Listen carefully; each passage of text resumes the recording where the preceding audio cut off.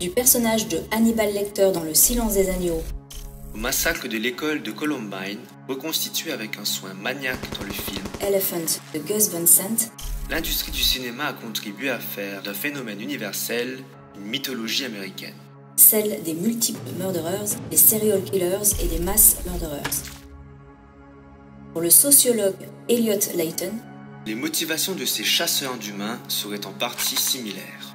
des recalés de l'ascension sociale exprimeraient leur soif de revanche sociale En empruntant les escaliers de service, ceux de la célébrité médiatique. En d'autres termes, leur profil serait celui du paria du rêve américain, comme Ted Bundy, étudiant médiocre qui rêvait de devenir avocat et qui assura sa propre défense lors de son procès retransmis en direct en 1979.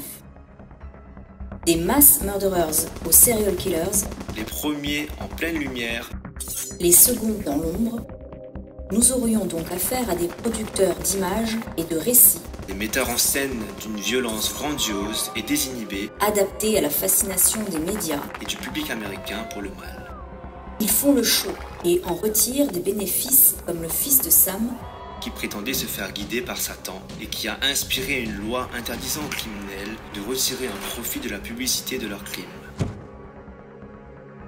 Malgré cette notoriété obtenue par la collection de trophées humains, les serial killers et les mass murderers resteraient, Pour reprendre l'expression de Hans Magnus Eisenberger, des perdants radicaux, au même titre que les hommes de la terreur. d'ailleurs, la comparaison avec le terrorisme est également filée par la sociologue féministe Jane Caputi, dans The Age of Sex Crime, qui parle des tueurs en série comme des sujets adressant à toutes les femmes un avertissement pour leur sécurité et leur vie. Elle qualifie leurs actes de message de terrorisme sexuel, le tueur en série incarnant un ordre social réactionnaire, celui du patriarcat et de la violence de genre systémique.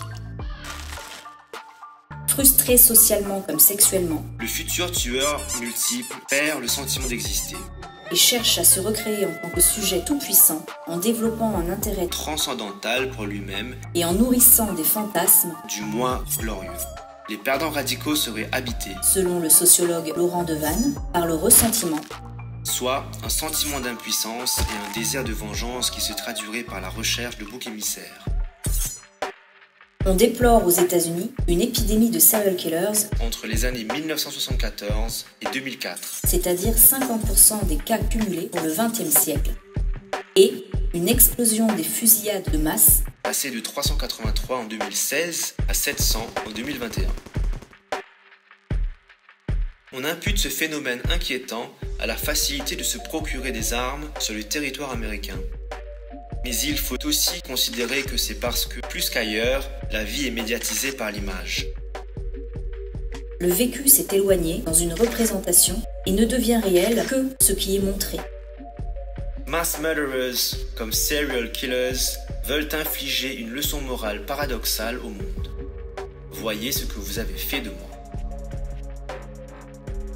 Toutefois, il y a une différence nette entre le tueur en série et le tueur de masse. Si le premier cherche à rester vivant, Cultive le mystère sur ses motivations, le second cherche à être abattu. Comme si, de peur que son geste ne rencontre que l'indifférence du public et de la société, il préférait retourner au néant. pour savourer ses fantasmes de toute puissance pour l'éternité.